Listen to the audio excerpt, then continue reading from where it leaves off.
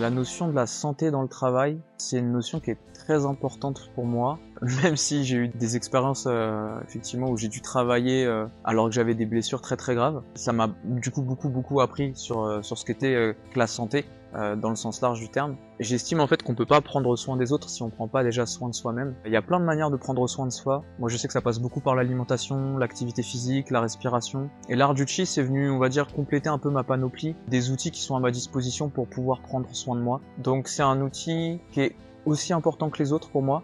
Ça se substitue pas à des exercices de respiration, ça se substitue pas à de l'exercice physique. D'ailleurs, en réalité, ça se substitue pas à une bonne alimentation.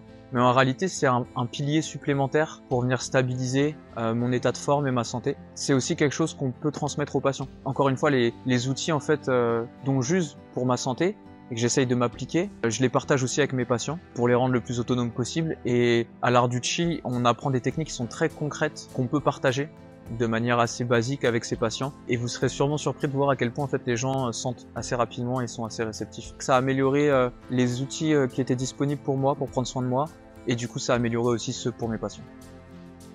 Quand un praticien a mal quelque part ou qu'un praticien est pas bien positionné et crispé, forcément je vais le sentir. En tant que patient, c'est pas du tout agréable. Donc ça m'a mené vraiment à une réflexion et à une certitude que la posture juste du patient, le fait qu'il s'écoute, qu'il écoute ses tensions, qu'il écoute ses variations intérieures, c'est quelque chose qui est vraiment vital parce que ça se transfère au patient. Je crois beaucoup vraiment à ce transfert de ce que l'on ressent dans le patient. Le travail de l'art du chi demande quand même une discipline sur du long terme, et cette discipline apporte ses fruits avec le temps, justement parce que la facilité, la capacité de se concentrer vient beaucoup plus facilement. Je suis capable d'être plus rapidement là sans avoir une préparation à plus finir. C'est clair que c'est cet apport-là qui me permet de durer dans mon métier et de pas me fatiguer quand je traite mes clients. Maintenant, je dirais que mon bien-être, il est indispensable en fait. Après, c'est vrai qu'on a des journées qui sont parfois plus compliquées que d'autres. Mais justement, l'art du chi, c'est aussi nous remettre au centre, quoi. Et comme elle dit Michel, la santé et la pratique, ça commence par soi. Et pour être de bons thérapeutes, il faut déjà avoir de l'énergie à transmettre et à partager. C'est aussi un peu avec cette philosophie-là maintenant que j'essaye de continuer à avancer dans ma vie professionnelle et personnelle aussi. Très concrètement, en fait, je donne 4 cours par jour. Il y a 3 cours au sol, c'est-à-dire que voilà, on est soit assis, soit couché, installé, en tout cas, à faire un travail intérieur.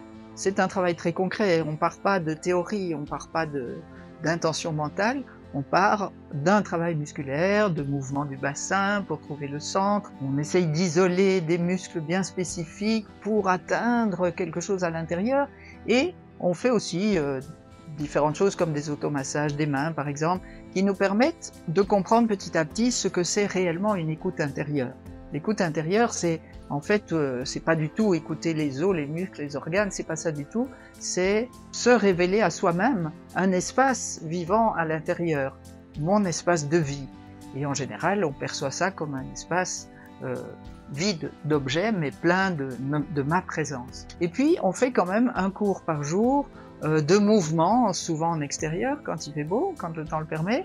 Et ça, ce sont des mouvements de Qigong ou des mouvements de Tai Chi très simples, mais qui permettent aussi d'intégrer tout ce travail dans un corps qui devient de plus en plus sensible, de plus en plus vivant, parce que eh bien, cette fameuse santé qu'il faut développer chez soi-même avant de pouvoir soigner les autres dépend aussi de la mobilité, de la capacité de bouger son corps avec aisance, mais on n'a pas besoin on fait absolument pas des exploits physiques, c'est accessible à tous et à partir de n'importe quelle condition physique.